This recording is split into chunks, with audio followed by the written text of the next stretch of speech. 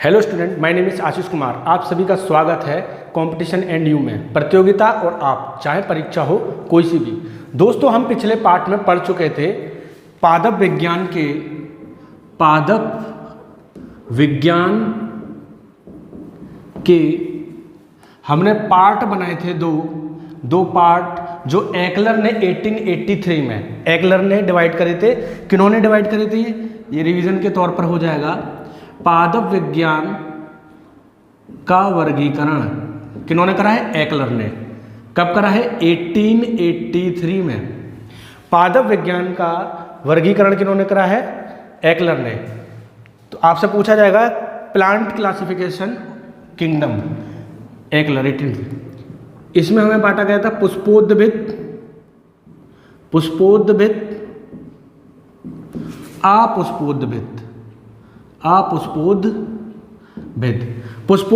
अपुष्पोद्भिद दो भागों में बांटा गया है, जिसमें से हमारे पास आ चुके थे। एक में था हमारे अपुष्पोद्भिद में कौन कौन से थे? थैलोफाइडा, ब्रायोफाइडा, टेरिडोफाइडा। पुष्पोद्भिद में कौन से थे हमारे? जिम्नोस्पर्म और एंजियोस्पर्म। तो थैलोफाइटा वर्ग को हम कंप्लीट कर चुके थे, जिसमें बीज और फल नहीं होते। ये बात हम क्लियर कर चुके थे। तो थैलोफाइटा वर्ग हमारा कंप्लीट हो चुका था पूर्ण रूप से। अब हमारा सेकंड पार्ट जो आना था वो किससे आना था? हमारा ब्रायोफाइटा।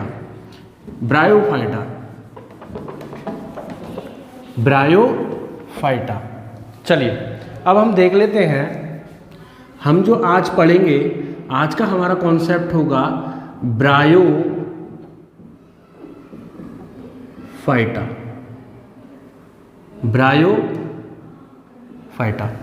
आज का टॉपिक होगा हमारा ब्रायोफाइटा का। तो ब्रायोफाइटा में देखिए क्या क्या चीज़ें मुख्य हैं और क्या क्या बातें हमारी महत्वपूर्ण पढ़ने वाली बातें हैं। तो इसके अंतर्गत ब्रायोफाइटा में आपसे पूछा जाएगा कि ये किस प्रकार के होते हैं। तो ब्रायोफाइटा अधिकांश आपको बताना होगा उभयचरी होते हैं। उभयचरी में क्या होगा? उभयचरी का मतलब हो गया कि ये वाटर और स्थल, पानी और स्थल, जलीय और स्थलीय दोनों में पाए जाते हैं। हमने थैलोफाइटा पढ़ा था। थैलोफाइटा क्या थे? केवल जलीय थे। और ब्रायोफाइटा की अगर मैं बात करूं तो ये जलीय और स्थलीय दोनों में पाए जाते हैं। ठीक है, तो नेक्स्ट हम बात कर लेते हैं इसकी कि इसमें हमें कौन कौन सी बातें हमें नोट करनी है। तो इसमें हम लिख लेंगे, इसमें जड़, तना, पत्ती नहीं होते,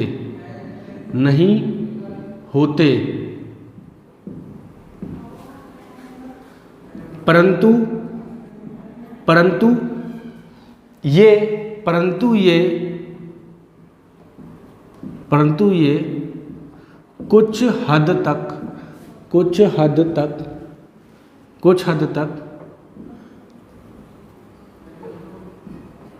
जड़, तना, पत्ती के आकार में होते हैं। जड़, तना, पत्ती के आकार में होते हैं। अब देखिए, हमने एक बात लिखी कि जड़, तना, पत्ती होते भी नहीं है और जड़, तना, पत्ती के आकार में भी होते हैं। तो इसमें क्या होगा कि जड़, तना, पत्ती जो भी होगी वो आधी होगी, संपूर्ण तरीके से बनेगी नहीं होगी। उसके कुछ और नाम होंगे, उसे हम जड़, तना, पत्ती नहीं कहेंगे, कुछ और कहेंगे। तो हम बोल सकते हैं फॉल्स लीफ, फॉल्स सीड और फॉल्स रूट। तो हम क्या बोलेंगे? फॉल्स बोलेंगे, यानी कि आधा है आधा नहीं है। तो इस बात को हमें ध्यान रखा होगा। कौन से पार्ट में? ये ब्रायोफाइटा में। कौन से पार्ट में? ब्रायो में। ठीक है, थैलोफाइटा में क्या है? पूर्ण रूप से तो वो तो है ही नहीं। ये तो बात क्लियर हो गई। तो हमने दो बातें जानी कि ये पाए जाते हैं, ये उभयचरी होते हैं। ये भी लिख लीजिएगा, ये उभयचरी होते हैं। ये पादप या ये पौधे उभयचरी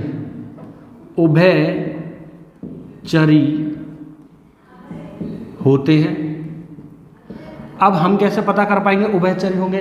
तो उभयचरी का मतलब बेटा ये होगा, उभयचरी का बेटा मतलब ये होगा कि ये जलीय और स्थलीय जलीय और स्थलीय दोनों स्थान पर होंगे, जलीय और स्थलीय दोनों स्थान पर होंगे। ठीक है, तो ये पादप उभयचरी होते हैं, ये जलीय स्थलीय दोनों स्थान पर होते हैं, इस बात का हमें ध्यान रखना होगा। नेक्स्ट पॉइंट की तरफ अगर हम बढ़ते हैं, ये आर्द्र नमी वाले स्थान पर अधिकांशतः पाए जाते हैं, ये आर्द्र नमी वाले स्थान पर अधिकांशतः पाए जाते हैं, ये आर्द्र और नमी वाले स्थान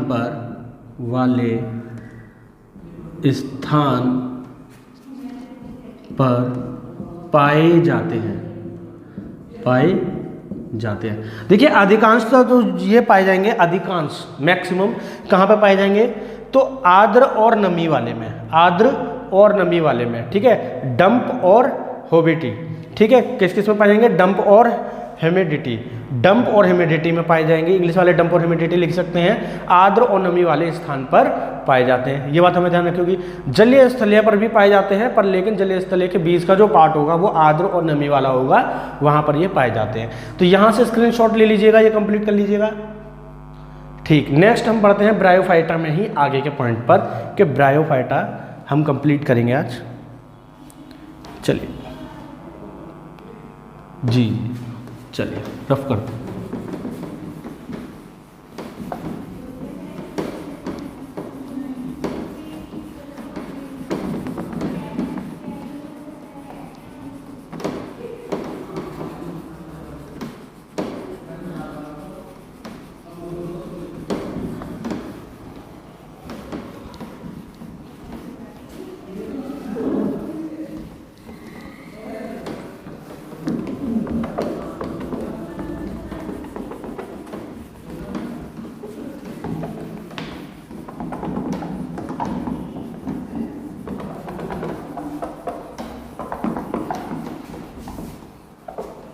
चलिए देखते हैं।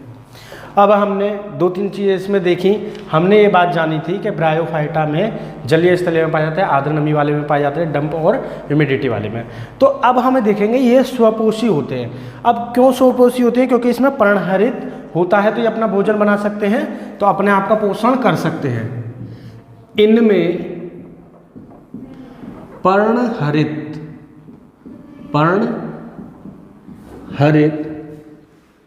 होता है, पर्णहरित होता है। इनमें पर्णहरित क्लोरोफिल होता है।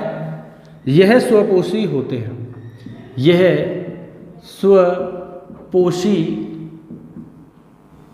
होते हैं। क्या होते हैं, स्वपोषी होते हैं, यानी अपना भोजन स्वयं बनाते हैं, स्वपोषी होते हैं। इनमें जाइलम और फ्लोएम नहीं होता, इनमें जाइलम और फ्लोएम नहीं होता। ये बात हमें ध्यान रखनी होगी। इनमें जाइलम, इन पादपों में, कौन से पादपों की बात हो रही है, ये ब्रायोफाइटा की। किन की बात हो रही है, ब्रायोफाइटा की। इनमें जाइलम और फ्लोएम, जाइलम और फ्लोएम नहीं होता, जाइलम और फ्लोएम नहीं होता। ये चीज़ हमें ध्यान रखनी होगी।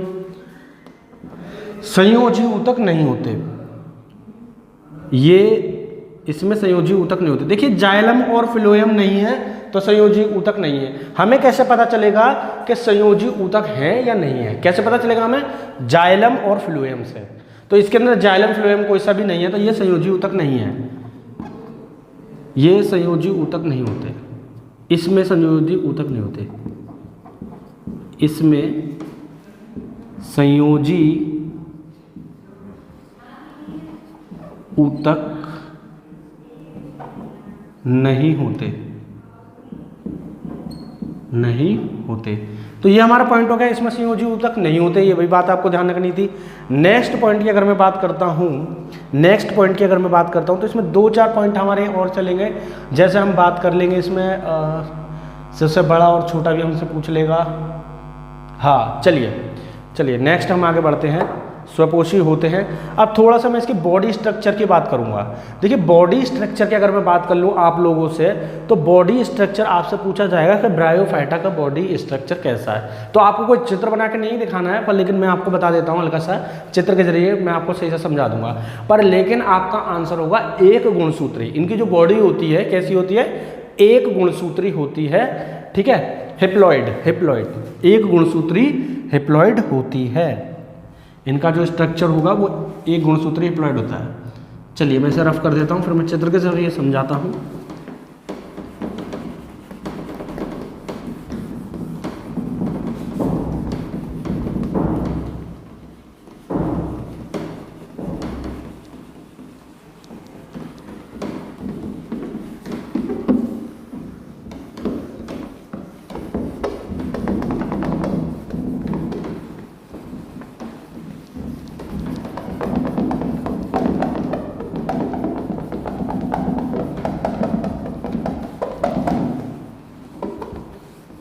चलिए अब हम थोड़ा सा समझ लेते हैं।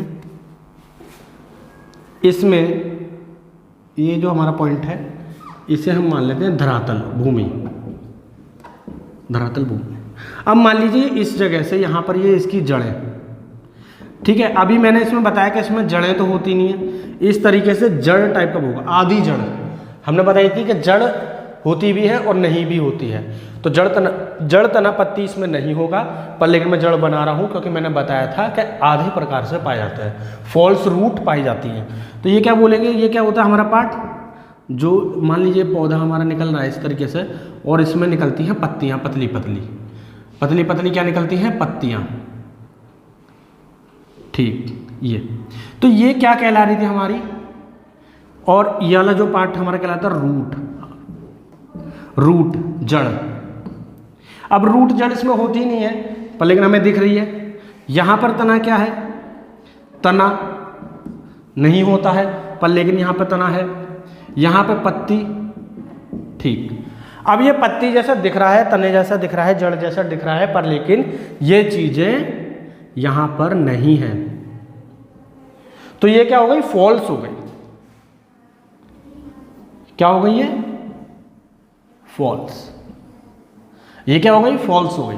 फॉल्स रूट, फॉल्स लीफ और फॉल सीड, ठीक है। तो बीज अगर मैं बात करूंगा, बीज की, तने की अगर मैं बात करता हूं तो ये सब फॉल पाए जाएंगे। पर लेकिन आपसे एक चीज और पूछी जाएगी जो मुख्यतः आपसे पूछा जाता है, आपसे जो मुख्यतः पूछा जाता है, आपसे नाम पूछा जाएगा कि जो फॉल्स रूट है उसे क्या कहते हैं, फॉल्स रूट को क्या कहते हैं। तो राइजोइडीस, इस फॉल्स रूट को क्या कहेंगे, राइजोइडीस,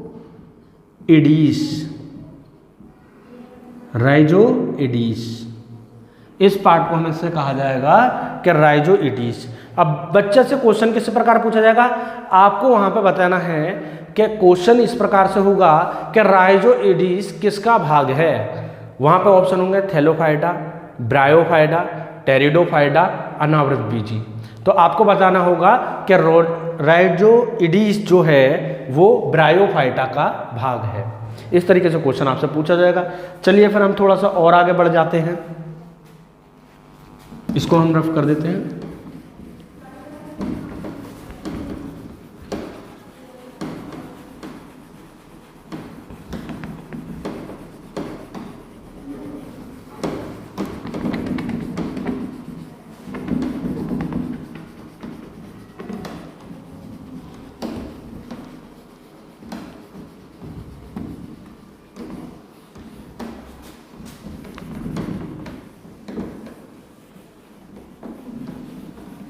चलिए आगे बढ़ते हैं हम ब्रायोफाइटा में ही, ब्रायोफाइटा के कुछ पॉइंट और।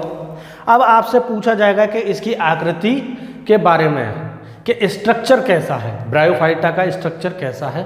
तो आपसे बस इतना ही क्वेश्चन पूछा जाएगा स्ट्रक्चर की। अगर मैं बात करता हूँ बॉडी की, तो बॉडी जो शरीर है ब्रायोफाइटा का, कैसा है ब्रायोफाइटा का शरीर, आपको बताना है हैप्लॉइड,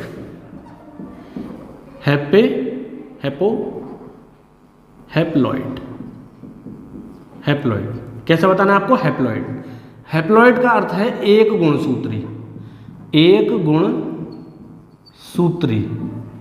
तो ब्रायोफाइटा का स्ट्रक्चर या बॉडी आपसे पूछी जाएगी तो आप क्या बताएंगे?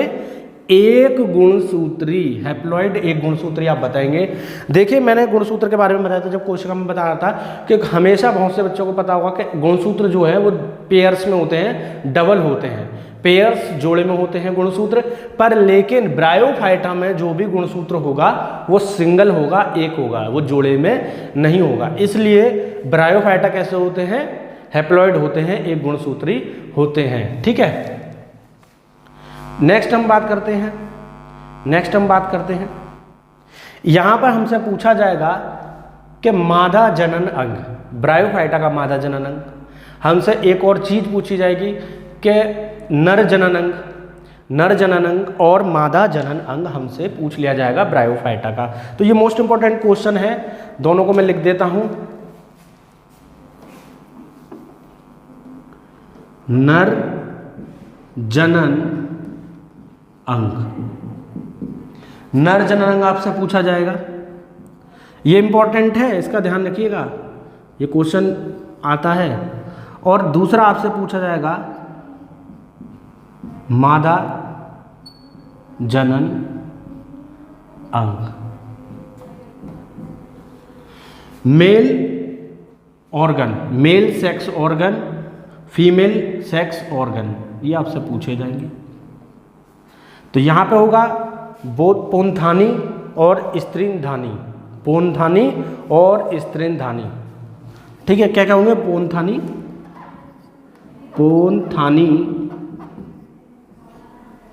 स्त्रीनथानी, पोनथानी और स्त्रीनथानी।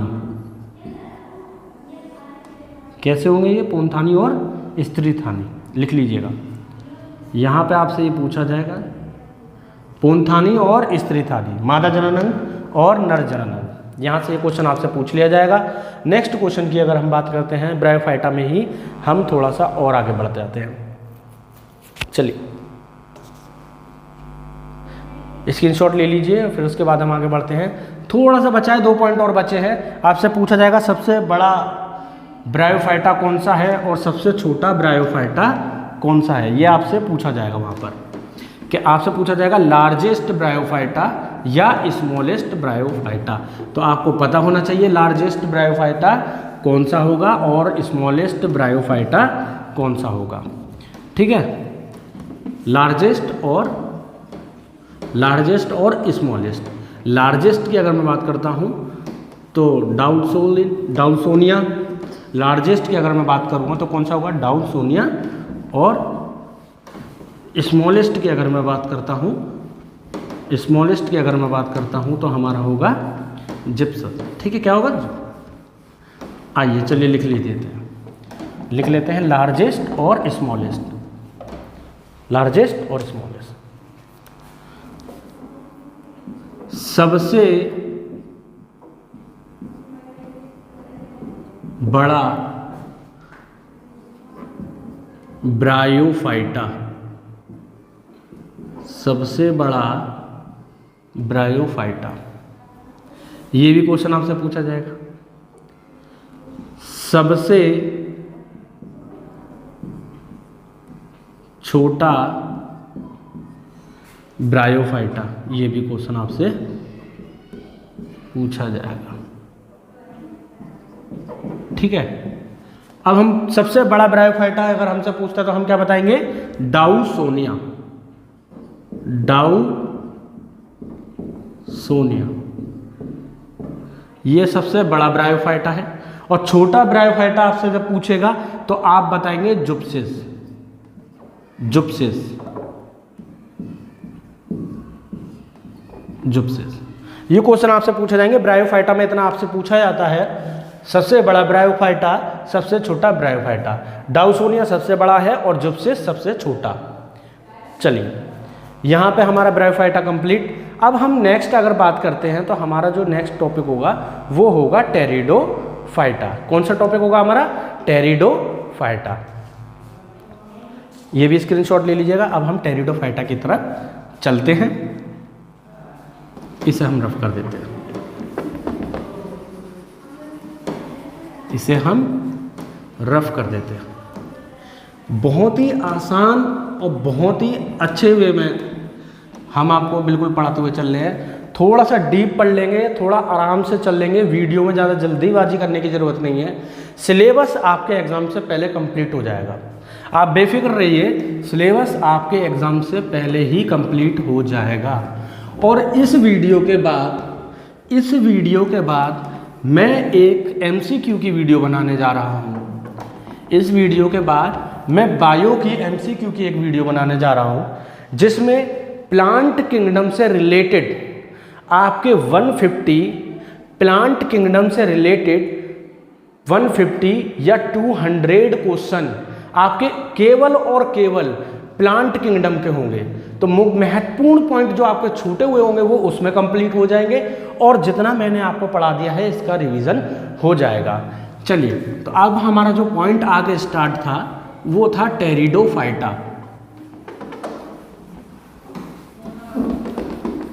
टेरिडोफाइटा हमारा नेक्स्ट पॉइंट है, टेरिडोफाइटा। टेरिडोफाइटा ये हमारा नेक्स्ट पॉइंट है। अब देखिए, टेरिडोफाइटा में हमसे बहुत सारी चीजें पूछ लेगा। स्थल भूमि पर सबसे इंपॉर्टेंट क्वेश्चन है, स्थल पर होने वाला सबसे पहला क्या होगा? स्थल पर। चलिए, अब हम देख रहे थे टेरिडोफाइटा। टेरिडोफाइटा में हमारा क्या होगा? यह स्थल पर सबसे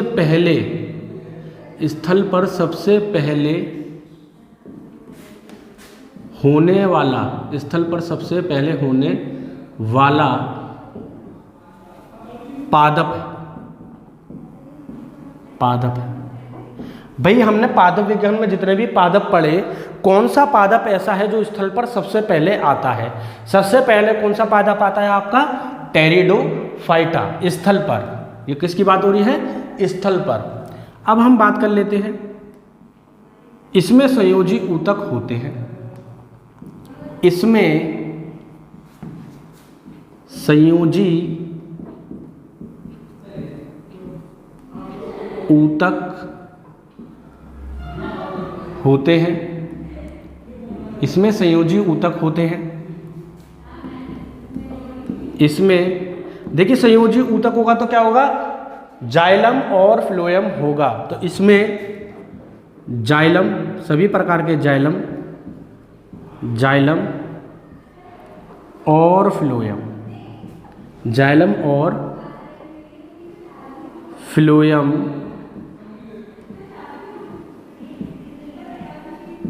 होते हैं। जाइलम और फ्लोएम होते हैं। इसमें सभी प्रकार के जाइलम और फ्लोएम होते हैं। यहाँ तक उतारिएगा। फिर हम थोड़ा सा और आगे बढ़ते हैं, ये कहाँ कहाँ पाए जाते हैं, कैसे कैसे स्थानों पर पाए जाएंगे। तो ये आपके पाए जाएंगे नमी वाले स्थान पर भी पाए जाएंगे, और ये आपके ठंडे स्थान पर भी पाए जाएंगे, मिट्टी में भी पाए जाएंगे।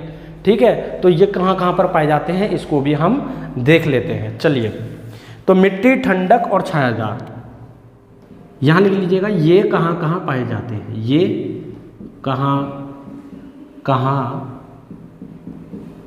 पाए जाते हैं। इसमें बस इतना ही, ये कहाँ कहाँ पाए जाते हैं। कहाँ कहाँ पाए जाते हैं? कहाँ कहाँ पाए जाते हैं? ये कहाँ कहाँ पाए जाते हैं? मिट्टी, ठंडक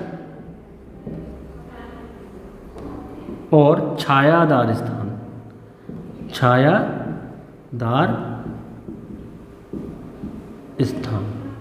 ठंडक वाले स्थान मिट्टी में और छायादार स्थान पर पाए जाते हैं। कौन? टेरिडोफाइटा। कौन पाए जाते हैं? टेरिडोफाइटा। अब हम थोड़ा सा और आगे बढ़ जाते हैं। बिल्कुल सही क्रम में। चलिए, इसको हम रफ कर देते हैं। और हाँ, इसका जो सबसे अच्छा उदाहरण आपका होगा फर्न। आपसे पूछा जाएगा फर्न किसका उदाहरण है या फर्न किसके अंतर्गत आता है, तो आप बताएंगे टेरिडोफाइटा। ठीक है, टेरिडोफाइटा। चलिए, मैं लिख देता हूँ इसमें ही आगे फर्न का भी एग्जाम्पल कर हम लिख लेते हैं। इसको हम रफ कर देते हैं। ठीक।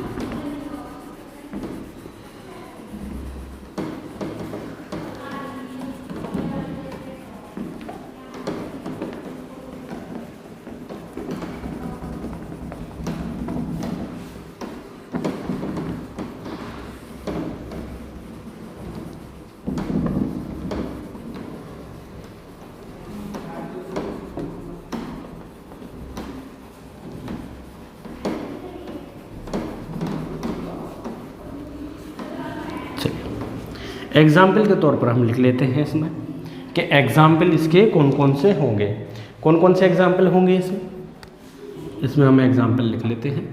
उदाहरण, उदाहरण एक तो उदाहरण में आपका फर्न आ गया, इसमें फर्न पाया जाता है उदाहरण के तौर पर। सेकंड, सजावटी, सजावटी पादप, सजावटी पादप। और क्या पाए जाते हैं? सजावटी पादप। जो आपने देखा होगा मेजों पर छोटे छोटे पौधे लगाए जाते हैं सजावट के लिए, वो कौन से होते हैं? टेरिडोफाइटा वर्ग के होते हैं। सजावटी पादप भी इसमें पाए जाते हैं। टेरिडोफाइटा से रिलेटेड एक क्वेश्चन आपका और रहेगा, टेरिडोफाइटा से रिलेटेड आपका एक क्वेश्चन और रहेगा, ये मोस्ट इंपॉर्टेंट क्वेश्चन है।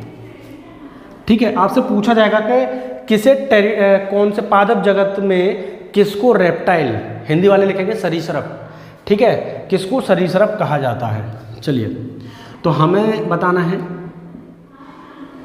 पादप जगत में, नोट करके लिख लीजिएगा, नोट करके लिख लीजिएगा, पादप जगत में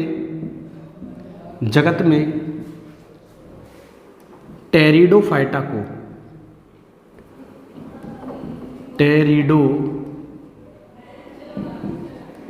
टेरिडोफाइटा को सरीसृप कहा जाता है, सरीसृप कहा जाता है, सरीसृप कहा जाता है। अब देखिए, इसे सरीसृप कहा जाता है किसे? टेरिडोफाइटा को। आपसे पूछा जाएगा कि किसे सरीसृप कहा जाता है, और सरीसृप कहलाने का कारण क्या है, क्यों इसे सरीसृप कहा गया, इसे क्यों सरीसृप हमने कहा, ये बात हमसे वहाँ पर पूछ लेगा। तो ये कहलाता है निक्षेपण के कारण। किसके कारण? किसके कारण कहलाएगा? निषेचन के कारण। किसके कारण? निषेचन, निषेचन के कारण, निषेचन के कारण। निषेचन के कारण क्या कहलाता है? निषेचन के कारण ये कहलाते हैं सरीसृप। निषेचन के कारण सरीसृप कहलाते हैं। अब निषेचन है क्या, अब हम इसको जान लेते हैं। देखिए, निषेचन में क्या होता है कि कोई भी पौधा जब अपना कार्य करता है, वो क्रिया जिससे फल और बीज का निर्माण होता है, जिससे फल और बीज का निर्माण होता है। परंतु हम बात कर रहे हैं टेरिडोफाइटा की। टेरिडोफाइटा किस में आ रहे थे? अपुष्पोद्भिद में, जिसमें बीज और फल नहीं होते।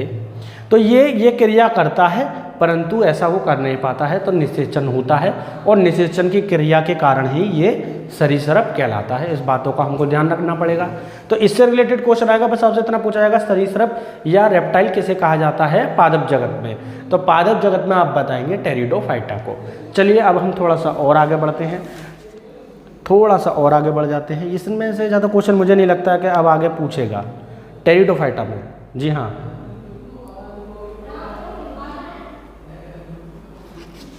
टेरिडोफाइटा में। चलिए आगे बढ़ते हैं, रफ कर देते हैं इसे। अब हमारे दो पार्ट में बटा हुआ था पादप जगत, जो एकलर ने 1883 में डिवाइड करा था। एकलर ने 1883 में डिवाइड करा और उन्होंने पुष्पोद्भिद और अपुष्पोद्भिद में बांट दिया। अपुष्पोद्भिद में थे जो जिसमें फल और बीज नहीं होते, तो हमने ये चीज़ देख ली, थैलोफाइटा हो गया, ब्रायोफाइटा हो गया, टेरिडोफाइटा भी हो गया। अब आती है बारी पुष्पोद्भिद की। पुष्पोद्भिद में क्या होता है? फल और बीज दोनों होते हैं, फल और बीज दोनों होते हैं। और पुष्पोद्भिद जो है दो भागों में बटा हुआ है। पुष्पोद्भिद दो भागों में बटा हुआ है, कौन कौन से? जिम्नोस्पर्म और एंजियोस्पर्म, जिम्नोस्पर्म और एंजियोस्पर्म, आवृत बीजी और अनावृत बीजी। इसको हम देख लेते हैं। चलिए, अब हमारा पार्ट 2 जो आ रहा था वो कौन सा था? पुष्पोद्भिद, पुष्पोद्भिद, पुष्पोद्भिद। अब ये दो पार्टों में हमारा बटा हुआ था, कौन कौन से? पहला पार्ट हमारा क्या था? अनावृत बीजी, अनावृत बीजी, और दूसरा पार्ट हमारा था आवृत बीजी, आवृत बीजी। चलिए, लिखने में थोड़ा सा डिफरेंस हो जा रहा है मात्राओं का, पर लेकिन मात्राओं के नंबर नहीं होते वहाँ पर, ठीक है। चलिए, आवृत बीजी और अनावृत बीजी की मैं बात कर लेता हूँ। आवृत बीजी, अनावृत बीजी और आवृत बीजी, इसमें डिफरेंस हमें पता चलते जाएंगे जैसे जैसे हम पढ़ते रहेंगे। तो पहले हम पढ़ेंगे जिम्नोस्पर्म अनावृत बीजी को। चलिए, पहले हम पढ़ेंगे जिम्नोस्पर्म और अनावृत बीजी को। पुष्पोद्भिद, हाँ पुष्पोद्भिद, उसमें फल और बीज पाए जाते हैं। पुष्पोद्भिद में क्या होगा? फल और बीज मिलते हैं। लिखना चाहो लिख लीजिए, फल प्लस बीज क्या है? होते हैं। राइट लगा दिया मैंने, राइट लगा दिया मैंने, इसका मतलब होते हैं। और अपुष्पोद्भिद में क्या था? मैंने क्रॉस लगाया था, ठीक है, तो इसका मतलब नहीं होते हैं। चलिए रफ कर देते हैं, आवृत बीजी जिम्नोस्पर्म को पढ़ते हैं। यहाँ पे हम लिख लेते हैं आवृत बीजी जिम्नोस्पर्म। चलिए, आवृत बीजी जिम्नोस्पर्म, अनावृत बीजी, सॉरी, अनावृत बीजी जिम्नोस्पर्म,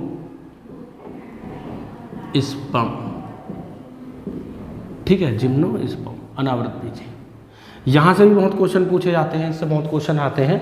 थोड़ा सा हम ध्यान से सावधानी से पढ़ते हुए चलेंगे, आराम से धीरे धीरे, ठीक है। तो अनावृत बीजी की अगर मैं बात कर लेता हूँ, अनावृत बीजी, इसका अध्ययन, इसके अध्ययन के बारे में आपसे पूछेगा।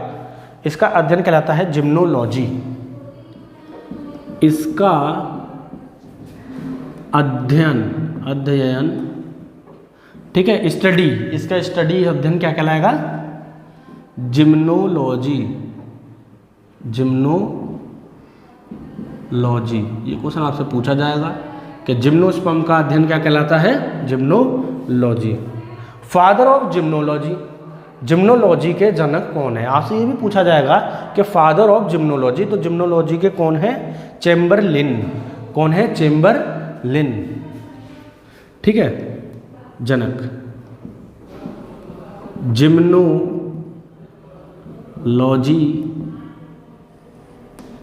के जनक आपसे पूछे जाएंगे। जिम्नोलॉजी के जनक कौन है?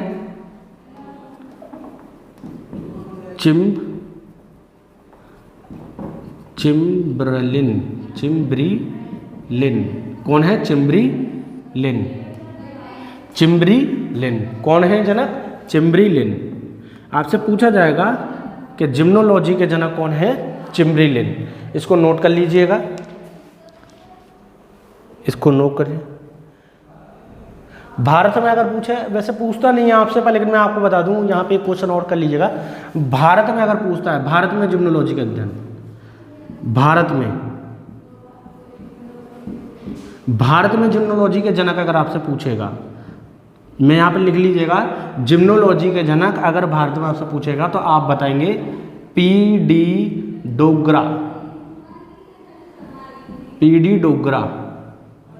कौन है? पी.डी. डोगरा। अगर भारत में आपसे पूछा जाए भारतीय जिम्नोलॉजी के जनक, तो आप बताएंगे पी.डी. डोगरा।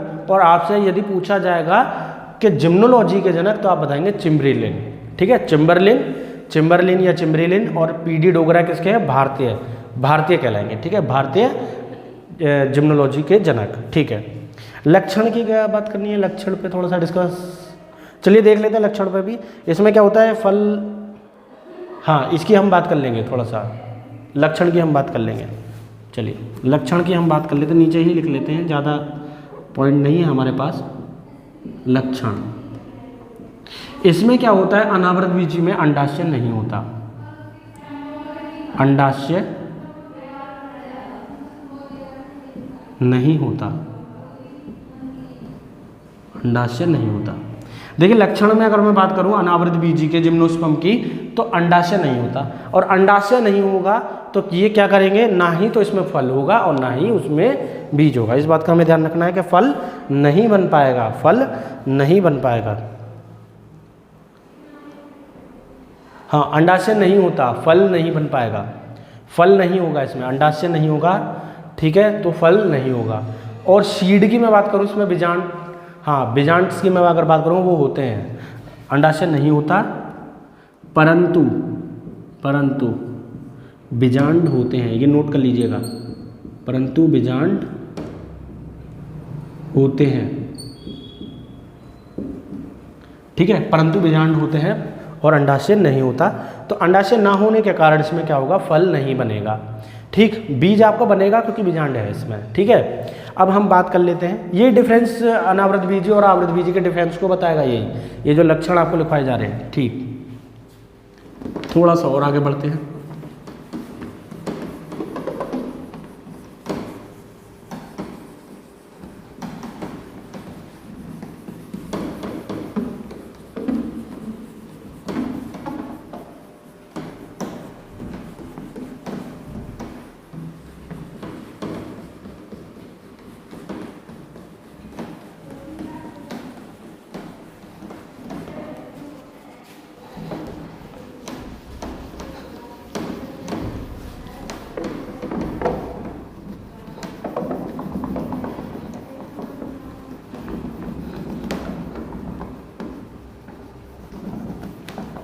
चलिए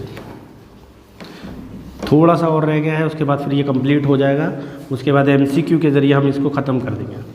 तो प्लांट किंगडम हमारा लगभग ख़त्म होने वाला है और संपूर्ण प्लांट किंगडम हो जाएगा, फिर उसके बाद क्यूज़ के ज़रिए हम संपूर्ण इसे ख़त्म करके फिर हम बात करेंगे एनिमल किंगडम की, ठीक है। इसके बाद हम बात करेंगे किसकी, एनिमल किंगडम की। अभी हमारा जो चल रहा है वो चल रहा है जिम्नोस्पर्म। तो जिम्नोस्पर्म में हम देख चुके थे बीजांडसन होता है और बीजांड होता है, पर लेकिन इसमें अंडाशय नहीं होता है। नेक्स्ट हम बात करेंगे ये जो भी हम पढ़ रहे हैं जिम्नोस्पर्म अनावृत बीजी जो हम पढ़ रहे हैं, ये सदाबहार पादप है, सदाबहार पादप है, ये सदाबहार पादप हैं, ठीक है। जो हमारे अनावृत बीजी हैं वो सदाबहार पादप हैं, ये बढ़ते ही जाते हैं। अगर हम बात करते हैं ये काष्ठीय पादप हैं, ठीक है। काष्ठीय पादप से आप समझ लीजिएगा थोड़ा सा, ये काष्ठीय पादप हैं। देखिए अगर मैं काष्ठीय की बात करूं, लकड़ी वाले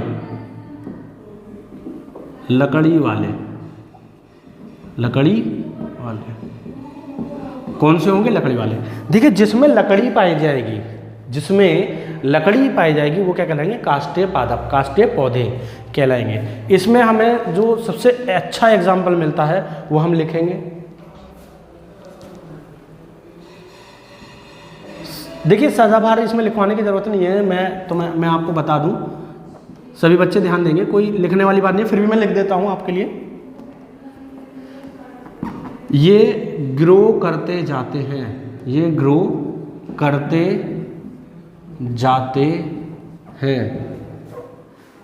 बढ़ते जाते हैं, ठीक है। ग्रो का मतलब बढ़ना, बढ़ते जाते हैं, ठीक है। ग्रो करते जाते हैं, बढ़ते जाते हैं, बहुवर्षीय कहते हैं, इसीलिए ने बहुवर्षीय कहते हैं, इसलिए इन्हें बहुवर्षीय कहते हैं, देखिए सदाबहार है तो यानी कि सदाबहार का मतलब हमेशा के लिए बढ़ते जा रहे हैं और सदाबहार हो गए हैं, बहुवर्षीय है, कई सालों तक है। तो ये बात एक ही है, फिर भी आप लिख लीजिए, क्वेश्चन घुमा घुमा के आपसे पूछ लेगा। ये काष्ठीय हैं, काष्ठीय का मतलब लकड़ी वाले हैं, कोई ज़्यादा इंपॉर्टेंट बात नहीं है। अब हम नेक्स्ट पॉइंट की तरफ बढ़ते हैं।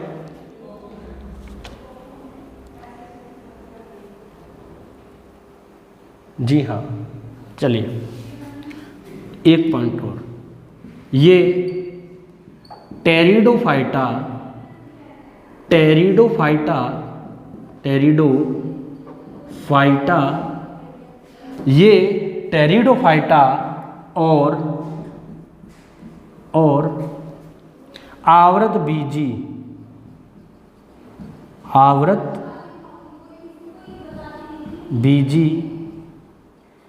के योजक कड़ी है, क्या है? योजक कड़ी है। ठीक है, योजक कड़ी से आप समझ लीजिएगा योजक कड़ी क्या है। टेरिडोफाइटा और आवृत बीजी एंजियोस्पर्म के योजक कड़ी है। योजक कड़ी से अर्थ बेटा यहाँ पर हमारा ये है कि योजक कड़ी जो होगा ये टेरिडोफाइटा के अंतर्गत भी आएंगे कुछ, और कुछ आवृत बीजी के भी अंतर्गत आएंगे। तो ये टेरिडोफाइटा और आवृत बीजी को मिलाने वाले, संबंध पैदा करने वाले, एक साथ मेल करने वाले को प्रदर्शन करते हैं। कौन करते हैं? हमारे ये क्या चल रहा है? जिम्नोस्पर्म, अनावृत बीजी। तो अनावृत बीजी को टेरिडोफाइटा और आवृत बीजी का योजक कड़ी कहा जाता है। तो योजक कड़ी से अब आपका क्लियर होगा, बच्चे समझ जाएंगे योजक कड़ी का मतलब क्या है। टेरिडोफाइटा और आवृत बीजी का मिलन करवाने वाले या दोनों में पाए जाने वाले। ठीक है, तो ये कौन हो गए? हमारे जिम्नोस्पर्म। ठीक है, जिम्नोस्पर्म। अब थोड़ा सा एक हम बात और कर लेते हैं। सबसे बड़ा जिम्नोस्पर्म और सबसे छोटा पूछ लेगा आपसे। लार्जेस्ट और स्मॉलेस्ट बहुत पूछता है, तो इस पर हम थोड़ा सा ध्यान देंगे। इसको हम रफ कर देते हैं। ठीक,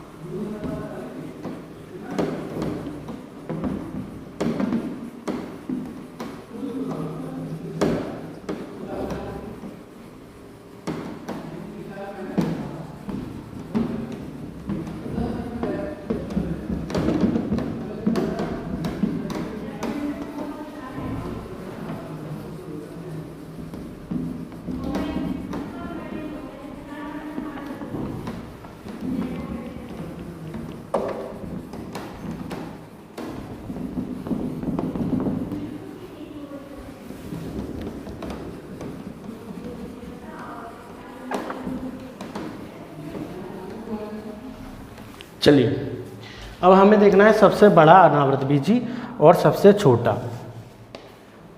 सबसे बड़ा और सबसे छोटा। सबसे बड़ा अनावृत बीजी, अनावृत बीजी। ठीक है, सबसे छोटा अनावृत बीजी और सबसे बड़ा। सबसे छोटा अनावृत बीजी। ठीक है, क्या हो जाएगा? सबसे बड़ा अनावृत बीजी और सबसे छोटा अनावृत बीजी आपसे पूछा जाएगा, तो आपको दोनों का आंसर देना होगा। सबसे छोटा और सबसे बड़ा जिम्नोस्पर्म जब आपसे पूछा जाए तो यहाँ पे आप बताएंगे रेडवुड। ठीक है, क्या बताएंगे? रेडवुड। इंग्लिश में भी और हिंदी में भी। इंग्लिश में भी रेडवुड बोला जाएगा और हिंदी में भी रेडवुड बोला जाएगा। ऐसा मत कर देना लाल लकड़ी कर दो। ठीक है, ये नहीं होगा कि लाल लकड़ी लगा दिया। इंग्लिश और हिंदी दोनों में रेडवुड होगा। और इसे या सिकोया क्या बताएंगे आप? या सिकोया। अब सिकोया की अगर मैं हाइट की बात कर लेता हूं तो हाइट सिकोया की कितनी होती है? लगभग 400 फीट। लगभग 400 फीट कितनी होगी? लगभग 400 फीट होगी। इसको ध्यान रखिएगा। ठीक, आपको याद क्या करना है? आपसे पूछा जाएगा सबसे बड़ा जिम्नोस्पर्म कौन सा है, अनावृत बीजी कौन सा है, तो आपको बताना है रेडवुड या सिकोया। या तो रेडवुड ऑप्शन में होगा या सिकोया ऑप्शन में होगा, दोनों एक साथ नहीं होंगे। यदि किसी कारणवश दोनों ऑप्शन में होते हैं तो ए और बी, सी करके आंसर आपका साथ वाला होगा। चलिए हम बात करते हैं सबसे छोटा अनावृत बीजी। तो सबसे छोटे अगर अनावृत बीजी की हम बात करते हैं तो ये कौन सा होगा? हमारा ये होगा जामिया। ठीक है, जैमिया भी बोलते हैं, जामिया भी बोलते हैं। क्या बोलते हैं? जैमिया। जैमिया या जामिया, जैमिया या जामिया, ठीक है, दोनों में से कुछ भी कह सकते हैं इसको, इसका ध्यान रखिएगा। नेक्स्ट हम थोड़ा सा और आगे पार्ट्स को बढ़ा लेते हैं कि हमारे और कौन कौन से पार्ट्स इसमें हो सकते हैं। अब हम बात करते हैं माइक्रोराइजा। माइक्रोराइजा के बारे में आपने सुना होगा। माइक्रोराइजा क्या होता है? माइक्रोराइजा ये हमारा अनावृत बीज में ही आएगा, माइक्रोराइजा भी, ठीक है। तो अब हम थोड़ा सा समझ लेंगे माइक्रोराइजा से रिलेटेड कौन कौन सी बातें हमें देखनी है।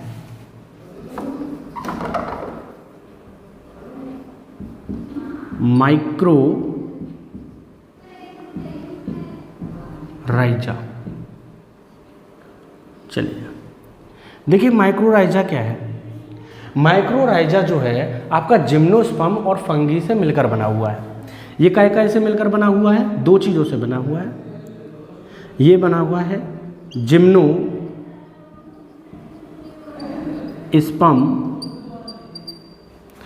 और दूसरा फंगी। अब जिम्नोस्पर्म और फंगी से मिलकर बना हुआ है कौन?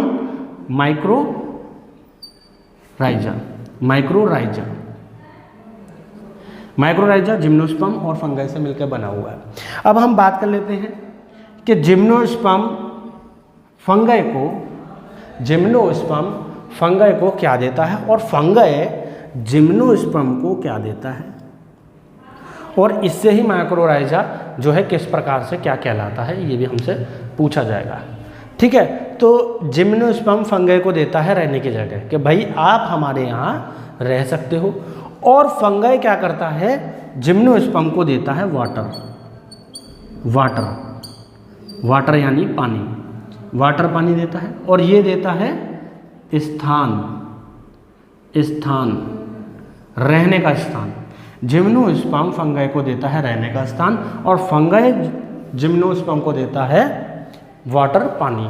अब जब ये एक दूसरे को ये चीज़ करते हैं, और जब ये ऐसा करते हैं तो ये क्या करते हैं?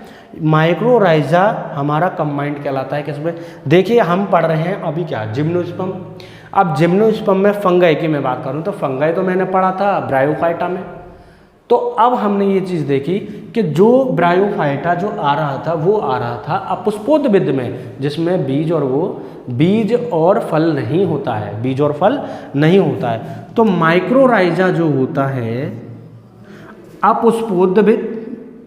अपुष्पोद्भिद और पुष्पोद्भिद के बीच के संबंध को दर्शाता है। कौन दर्शाता है? माइक्रोराइजा से ये क्वेश्चन आपसे पूछा जाएगा।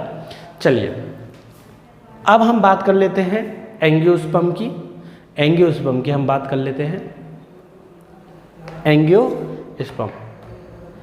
चलिए ऐसा करते हैं कि आज इतना ही रहने देते हैं, एंजियोस्पर्म कल कर लेंगे, ठीक है, ज़्यादा बड़ा नहीं है, थोड़ा सा ही रह गया है। एंजियोस्पर्म करने के बाद हम कुछ महत्वपूर्ण पॉइंट, मेरे 2-4 कॉन्सेप्ट हैं वो ट्रिक के जरिए, जिसमें हमारी ट्रिक भी आ जाएंगी, कवक से लगने वाले रोग, जीवाणु से लगने वाले रोग, और ये जितने भी हमारे पास ट्रिक होंगी वो हम आपको शेयर कर देंगे, क्योंकि बायो में मैंने अभी तक आपको इतनी ट्रिकें नहीं दी हैं जितनी मैंने ज्योग्राफी में दी हैं, ठीक है। तो हम ये भी चीज़ दे देंगे क्योंकि क्यूज़ भी है और एग्जाम में भी वो काम आएगी। फिर उसके बाद हमारी जो नेक्स्ट वीडियो होगी वो होगी हमारी MCQ के साथ।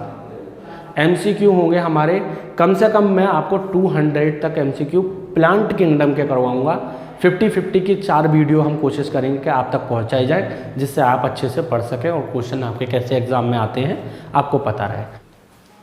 चलिए दोस्तों, अब हम देखते हैं आवृत बीजी। हमने पिछला जो पढ़ लिया वो पढ़ लिया अनावृत बीजी। अब आवृत बीजी को हम देखते हैं। आवृत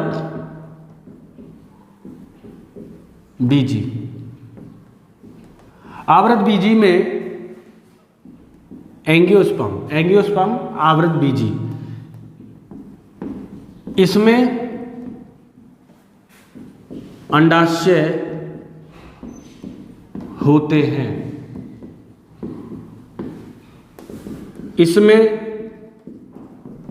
बीजांड भी होते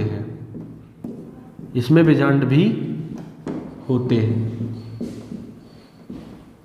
देखिए इसमें अंडाशय भी होंगे और बीजांड भी होंगे।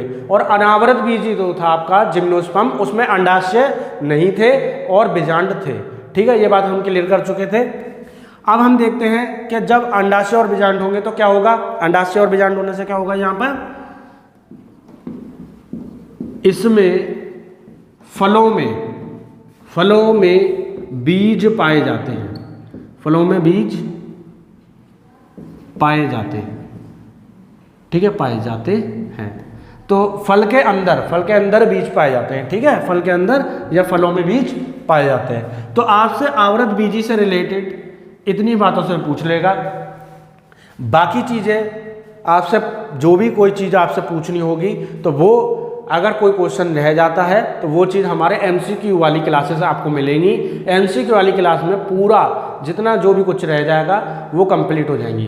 200 MCQ हमारे पास है, 50-50 की सीरीज में आपको MCQ दिए जाएंगे, ठीक है, 50-50 की सीरीज में दिए जाएंगे। चलिए इतना ध्यान रखिएगा। हमारे पास जो कंप्लीट हो गया है वो क्या क्या हो गया है, एक बार मैं लास्ट आपको फिर से बता देता हूँ क्या क्या हमारा कंप्लीट हो गया है। और पादप विज्ञान प्लांट किंगडम में, ठीक है, प्लांट किंगडम में पादप जगत में क्या क्या हमारा कंप्लीट हो गया है। चलिए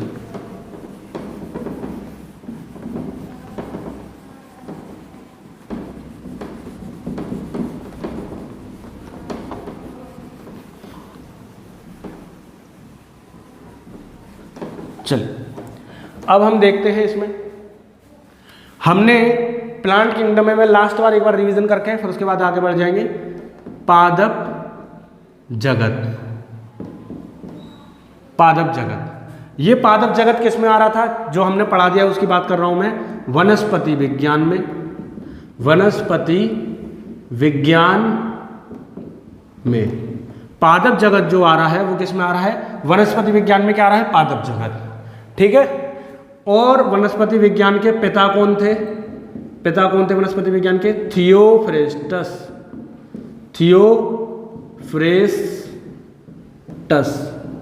थियोफ्रेस्टस, वनस्पति विज्ञान के पिता थियोफ्रेस्टस। पादप जगत, पादप जगत का वर्गीकरण किन्होंने करा है, पादप जगत का वर्गीकरण। देखिए बायोलॉजी का जो वर्गीकरण करा है दो भागों में, वो कार्ल लिनियस ने करा है और व्हिटेकर ने करा है। 5 किंगडम क्लासिफिकेशन और 2 किंगडम क्लासिफिकेशन जो है वो करा है कार्ल लिनियस ने।